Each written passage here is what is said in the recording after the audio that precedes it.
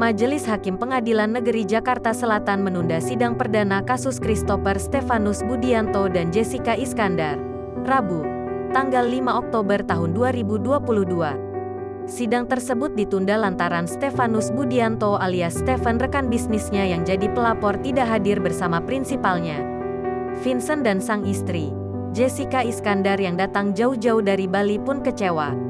Sebab ia ingin tahu betul fakta sebenarnya yang terjadi apabila ia telah melanggar hukum. Sangat kecewa, jangan iming-iming doang. Buktikan kalau kalian itu benar dan hadir di persidangan.